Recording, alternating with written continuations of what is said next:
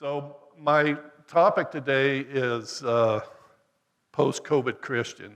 That kind of when Randy asked me to talk, I thought, well, what can I talk about? And that's all I basically hear about is COVID, one thing or another. So I thought I would, now that we're kind of little by little seem to be coming out of the COVID restrictions, where some of us have masks on, some of us don't. I don't know what the latest, I don't know whether we're listening to the CDC or President Biden.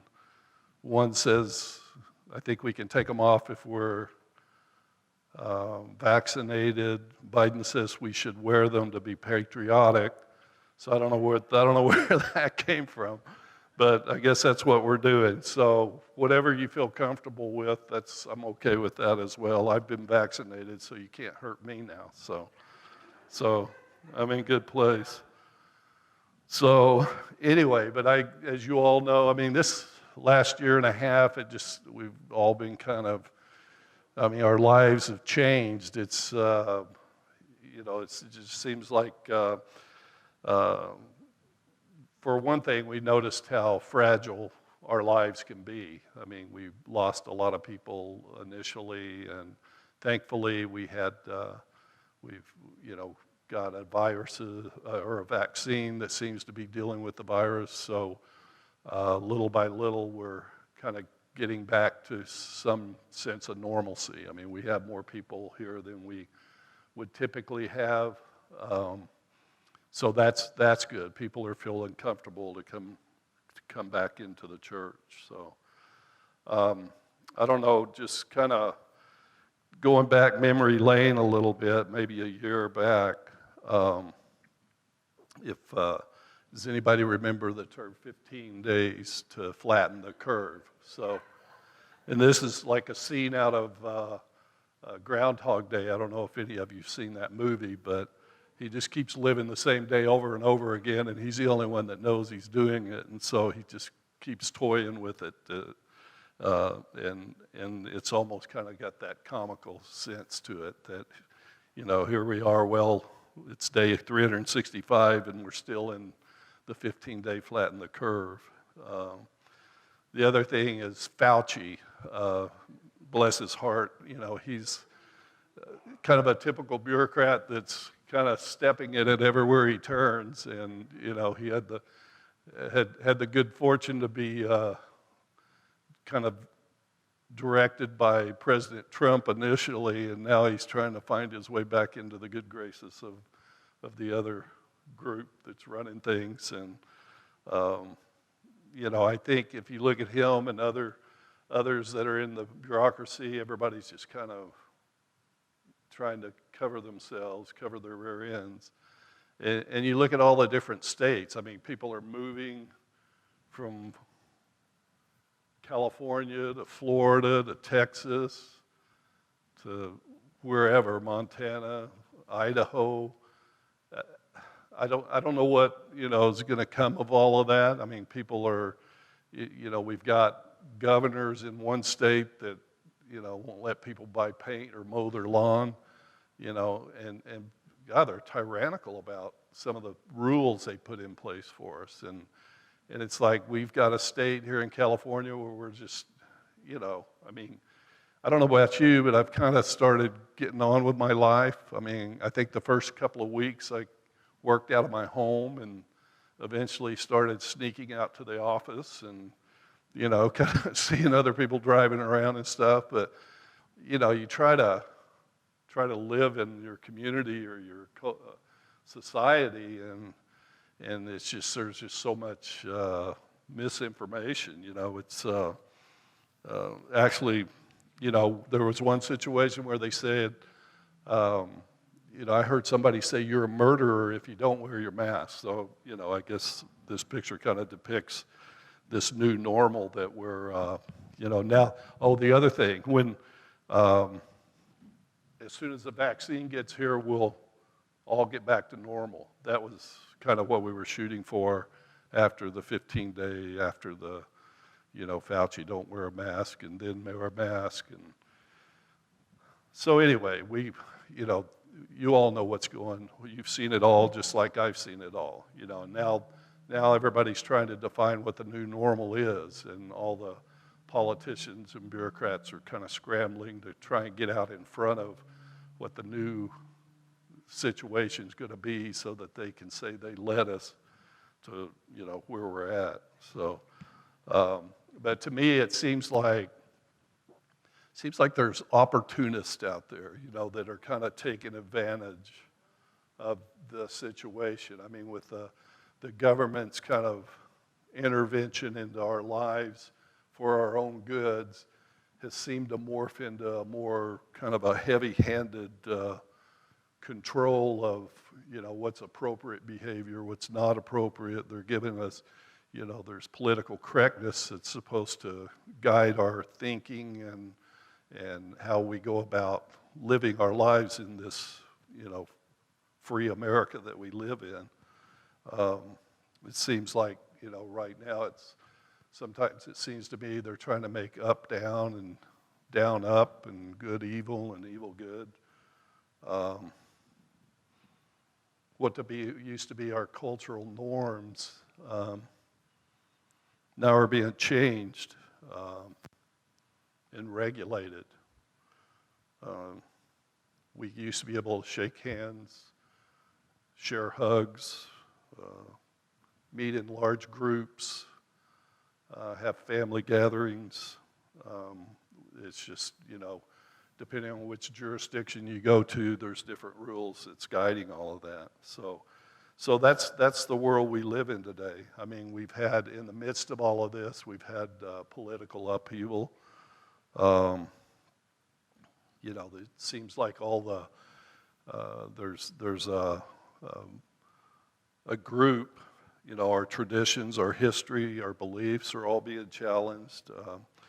Seems like there's a certain set of people that want to change our country and our culture. And right now it seems like this group is in control of things like the media, big tech, the universities, our public school systems, unions, and now it seems like corporations are kind of falling in line and jumping on board. And it seems like they're trying to get us to a point where we're all kind of moving. I guess this is the new herd immunity, that we all have the same. They're trying to change our attitude, our mindset, so that we think correctly about how to perceive the world that we live in. It seems to me we're probably, you know, maybe if you read and learn, it seems like, you know, we may be moving towards a global government. You know, I've heard Hillary Clinton, other people that have kind of alluded to those things, that, you know, let's eliminate our borders, let's, you know, open it up, everything to people just migrating wherever, whenever. So, you know, this may be the world that they're moving us into. We don't know. None of us really know where we're heading for sure. I mean, we may think we do, but we don't.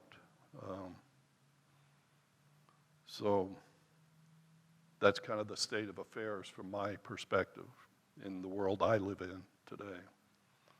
So now that I've set this apocalyptic scenario for us, you know, let's keep in mind for a little bit who's really in control.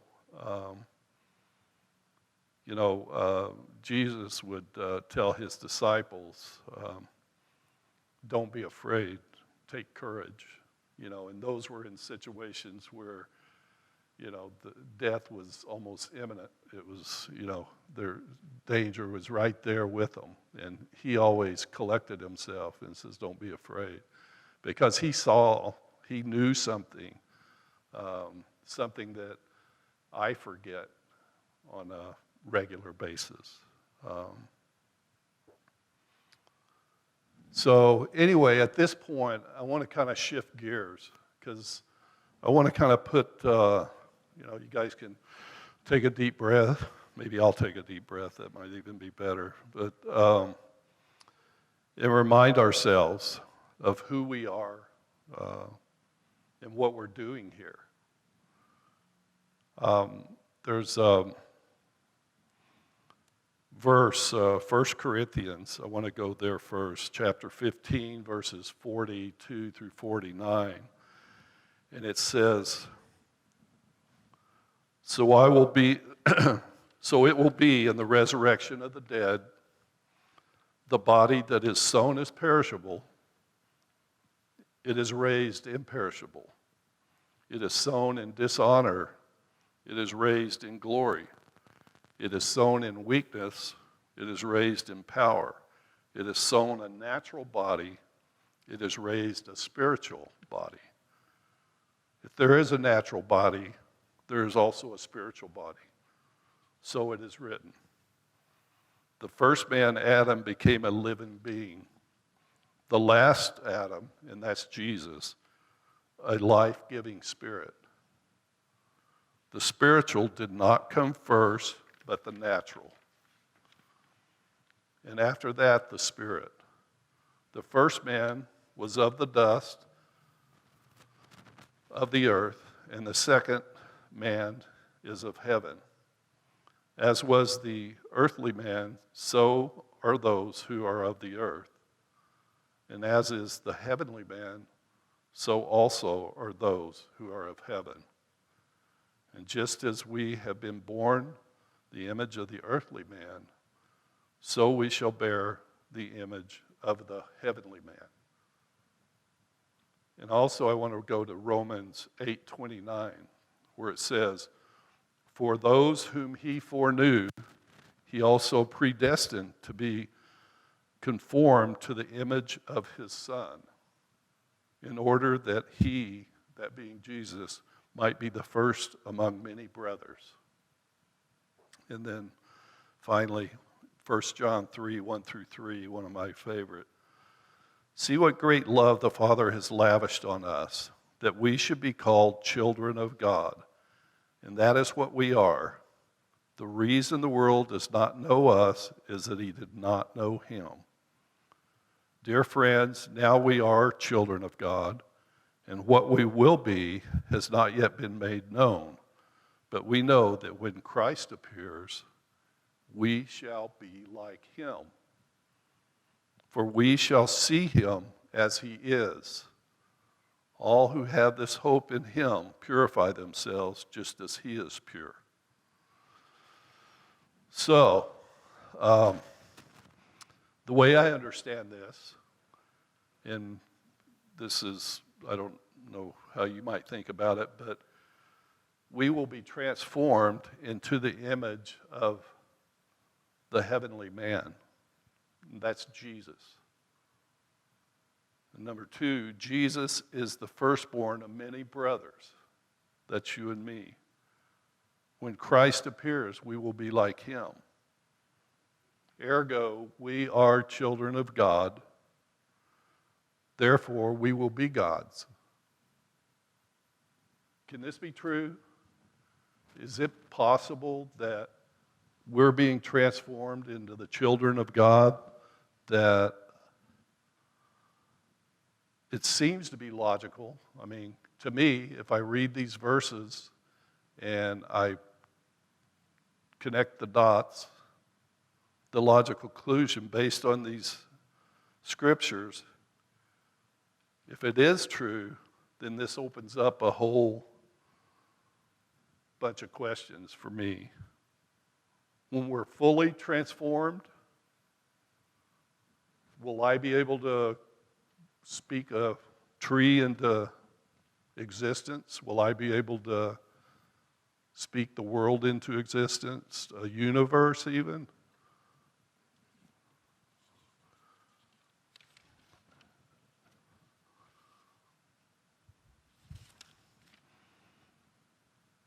Are we there yet? No, we're not there yet. But here's my theory. This world, just bear with me for a second, is like an incubator. Our spirits, which is housed in our physical bodies and come from God, are being transformed day by day into the image of God, into life-giving spirits. That's what it says. We're becoming life-giving spirits. That's what Jesus is. That's what we're going to be. So just like an embryo in its mother's womb, we're being transformed into the image of their parents. We're being transformed into the image of God. Our spirits are. The only difference is we get to participate in this transformation. As a result, by the way that we spend our time here on this earth is going to determine what we become later on. Romans 8:19 says, "For the creation waits in eager expectation for the children of God to be revealed." That's us. As long as we're drawing breath, we have an opportunity to reach God's desire for us. We can participate in this. Philippians 3:13 through 14. Brothers and sisters, and this is Paul speaking, I do not consider myself yet to have taken hold of it, but one thing I do, forgetting what is behind and straining towards what is ahead, press on towards the goal to win the prize for which God has called me heavenward in Christ Jesus. So, what we are to do is to leave COVID, politics, worldly concerns that we have. We need to put all of this behind us and do as Paul wrote, just resolve to improve with the Lord's help and to get on with life. Let's focus on the big picture. For example, in Micah 6:8, he has shown you, O mortal, what is good. And what does the Lord require of you? To act justly and to love mercy and to walk humbly with your God. It's not complicated. There are things that we can do to influence our transformations. I mean, for example, if we spend time with God every day, if we carve out a little bit of time and dedicate that time to our Father and look into His Word. I mean, years ago, I think it was like in 2014, I read an article or something, heard something. A gentleman was speaking, and he said one of his mentors challenged him to read one proverb a day, every day, and also to read, I forget what it was, 5 Psalms every day. And that he would go through both the Psalms and the Proverbs once a month by doing that. So, and then to do that for a year. So I challenged myself. I gave up on Psalms after the first time through it because it just couldn't do it. But Proverbs I've stuck with for 7 years now, 7 years. It's like every day I read one proverb and I just let it wash over me. I just open myself up and say, God, here I am. I'm reading your word. And it's kind of gotten to become a compulsive habit. I can't not do it or I feel like I'm kind of out of sorts. So, but it's important. And my mom gave me a, Power for Today, years ago when I went back and went to visit her. And she said, "Well, take this and we'll both be reading the same verse." And it just gives you a little verse to read, and then it has a little, somebody writes a little blurb on, what it means to them, and they give you a song and then say a prayer. And it's just a little, kind of a ritual thing that I go through. It's part of my reading program. I try to read through the New Testament, continually move through that. I read at least a chapter a day. Right now I'm reading in it's where they show all four Gospels at the same time. You read through it. It's Matthew, Mark, Luke, and John. And all the stories that each one of them share, it kind of goes through that list. So I kind of go through and read those verses or chapters or whatever it tells you to read. And so that's something I'm reading through. And once I'm done with that, I'll move on to the next thing, which would be Acts and then Romans, and just work my way through it.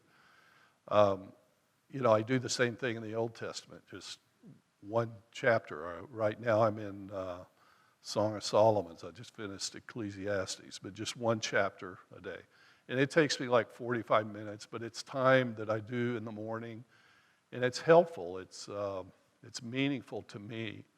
The thing that I could also do is be better at praying. I may pray at a meal, but I don't know about you guys. I feel like I'm having a conversation with God constantly. I'm either kind of talking about where I'm falling short, or asking Him for something, or just being appreciative of the world that we have.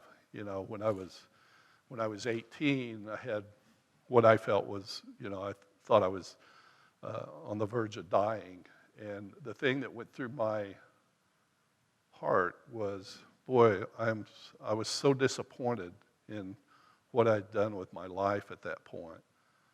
And when I woke up and I was alive, I was so grateful to God that I had an opportunity to turn a leaf, to do something, to make better decisions in my life.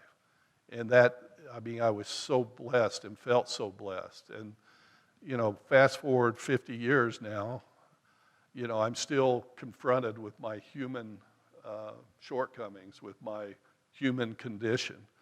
But I know that God's right there with me. I felt in my heart of hearts that He had my back. He chose me because He knew He was going to get me through all of this. And like David, I may do stupid things and make stupid, choices, but I try to be repentive and to make the right changes and to make good choices going forward. And like I say, it's a daily kind of challenge for me to deal with. But those are things, I think, by spending time with God. The other thing is spending time with other believers. Don't forsake the assembly. Let's come together.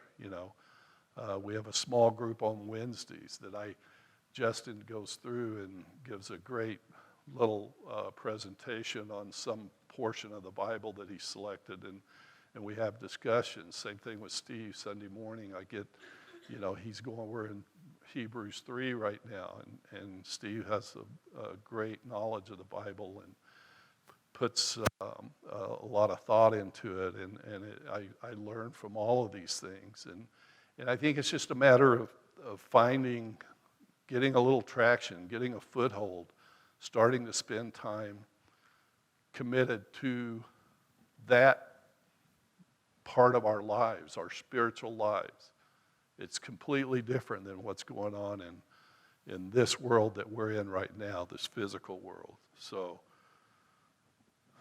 I think keeping in mind on where we're going, I want to learn everything I can about the stories in the Bible, especially that I know, where we're going, that we're preparing, what we're preparing to become. The more I know, the more I learn, the more I understand. When Christ was on earth, things were a lot worse than they are for us here today. I mean, He lived in a period where the Romans ruled. They were pretty heavy-handed. They had laws, and they really didn't tolerate much anything outside their opinions, their laws, their rules, and yet Jesus was able to follow His mission. He was able to complete His mission that God gave Him in a world that was, we would think would have been uninhabitable is probably more like China than it is like, the world we live in. I think I would suggest that we can do the same thing with our lives. We just need to put God first and follow His guidance.